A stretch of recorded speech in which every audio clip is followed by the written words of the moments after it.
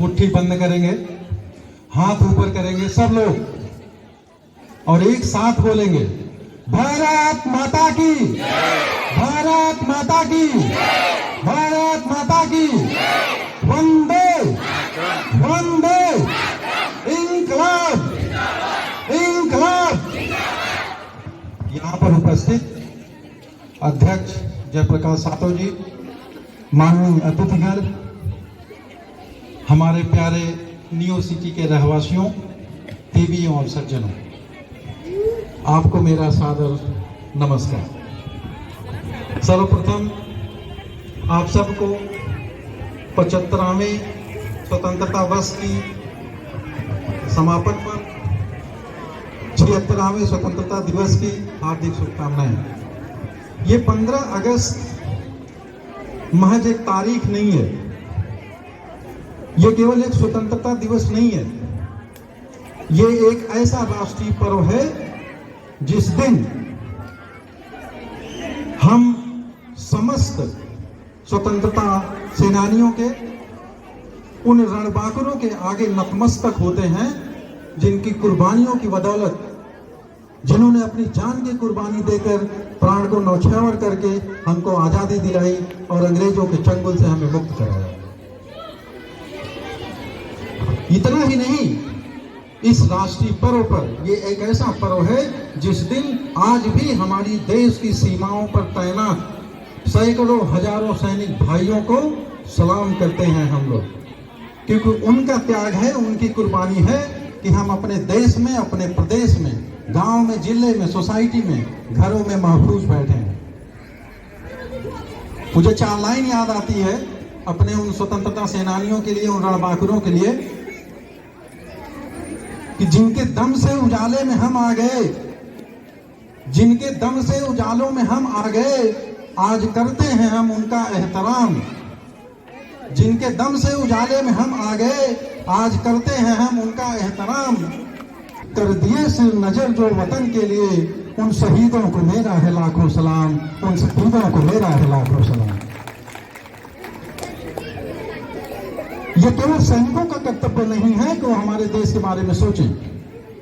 आप लोग घरों में बैठे हैं, आपका भी कर्तव्य है, मेरा भी कर्तव्य है कि हम देश के बारे में सोचें। आज पूरा देश पूरे लाम पर है, जो जहां पे है वतन के काम पर है। मतलब इसका यह है कि आप जहां पे भी रहें, जो भी करें, आप अपने स्तर पर समाज के लिए, देश के लिए कुछ न कुछ करें। कहीं पे गलत हो रहा है, कहीं पे भ्रष्टाचार है, कहीं पे घुसखोरी है, आप उसके खिलाफ आवाज उठाएं। मैं ये नहीं बोलता कि आप बड़े लेवल पे आवाज उठाएं, वो काम हम अभी ईडी पे छोड़ देते हैं। आए दिन हमारे कितने भ्रष्ट लोग जेल के सलाखों के पीछे जा रहे हैं, उन करने देते हैं। हम इनकम टैक्स डिपार्टमेंट को ऊपर छोड़ देते हैं, वो करोड़ों का कैश जाके जब्त करेंगे, क्योंकि शर्म की बात है कि जहां आज भी हमारे देश में ऐसे सैकड़ों हजारों गरीब परिवार हैं जहां पे 2 वक्त की रोटी नसीब नहीं होती, वहां पे करोड़ों करोड़ का कैश घर में कचरे के जैसे फेंका हुआ है। शर्म की बात है। आप उस पर नहीं कर सकते, नहीं बोल सकते, कोई बात नहीं, लेकिन आप वो कर सकते हैं जो आपके इर्द गिर्द हो रहा है। अगर कहीं पे भ्रष्टाचार हो रहा है, घुसखोरी हो रही है, ये आपकी जिम्मेदारी है, हमारी जिम्मेदारी है कि हम उसके खिलाफ लड़ें, उसके खिलाफ बोलें। छोटी छोटी बातें जो हमारे आसपास होती रहती हैं, आप रीसेल फ्लैट ले लीजिए, इलेक्ट्रिसिटी बिल पे नाम चेंज कराना है, एजेंट को दो, क्यों एजेंट को दोगे पैसा? ड्राइविंग लाइसेंस बनवाना है, एजेंट को पकड़ो, वो करवा देगा, क्यों करवा देगा? हम पढ़े लिखे हैं, खुद अप्लाई करो, खुद ऑनलाइन जाके एप्लीकेशन डालो और खुद जागरूक बनिए और दूसरों की भी मदद करिए। जो पढ़े लिखे कम हैं उनकी भी मदद करिए। मेरा कहने का उद्देश्य केवल इतना है कि भ्रष्टाचार और घुसखोरी, यही 2 चीज ऐसी हैं जिसकी वजह से 75 साल होने के बावजूद हम अभी कुछ देशों से पीछे हैं। मैं बहुत दुख के साथ कहना पड़ रहा है मुझे कि हम अभी भी कुछ देशों से पीछे हैं। और एक चीज और बता देना चाहता हूं, अगर हम सब या आप में से कोई घुसखोरी में, भ्रष्टाचार में भागीदारी आप देते हैं, आप संलिप्त हैं, तो आप यहाँ पे बहुत सारे पढ़े लिखे बैठे होंगे। पिछले 1000 सालों में हर शताब्दी के 2 बड़े सेठों के नाम आपको याद हैं? नहीं याद होंगे, लेकिन तमाम ऐसे फकीरों के नाम, समाज सुधारकों के नाम, स्वतंत्रता सेनानियों के नाम आपको आज भी याद हैं। तुलसीदास, रहीमदास, रविंद्रनाथ टैगोर, राजा राम मोहन राय। राजा राम मोहन राय ने सती प्रथा के खिलाफ लड़ा, समाज सुधारक थे। उनके पास करोड़ों अरबों का कैश नहीं था। वो बोले कि अगर पति की मृत्यु हो जाती है तो महिलाएं क्यों जलेंगी, उनको समानता का अधिकार क्यों नहीं दिया गया। उन्होंने उनकी समानता के अधिकार के लिए लड़ा।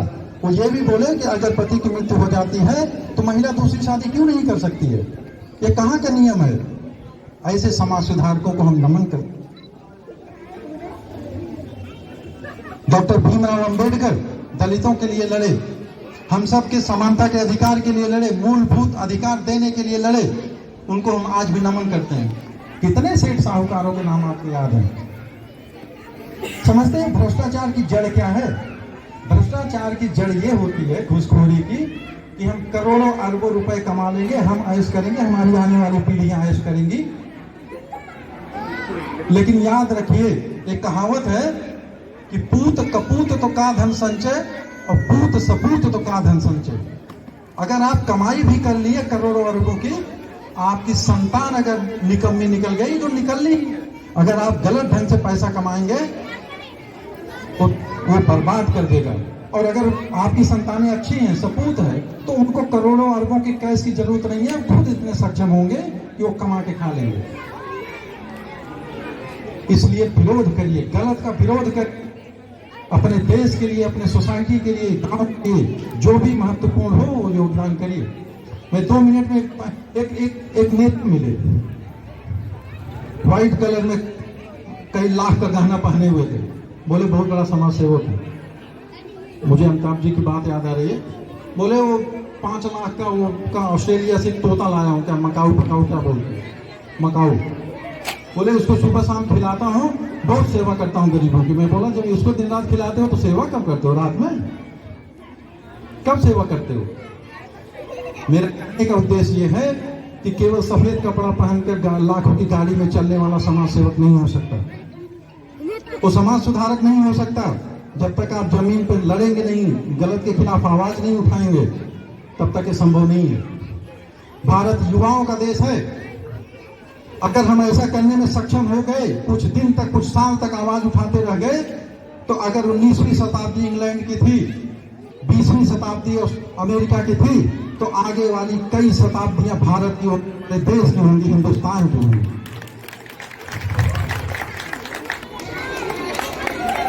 जाते जाते एक चीज और बोलना चाहूंगा कि देशभक्ति और राष्ट्रभक्ति का मतलब ये नहीं है कि केवल राष्ट्र का ध्वज लहरा दिया जाए।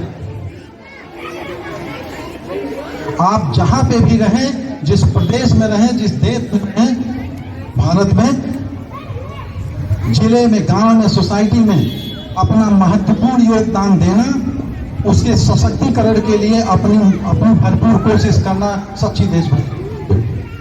जो भरा नहीं है भाव से बहती जिसमें रसधार नहीं, वो हृदय नहीं है जिसमें स्वदेश का प्यार नहीं। इसी के साथ मैं अपनी वाणी को विराम देता हूं।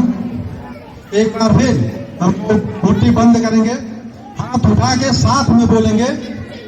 सब लोग हाथ उठाइए। सब लोग भारत माता की, भारत माता की, भारत माता की, वंदे वंदे वंदे, इंकलाब इंकलाब।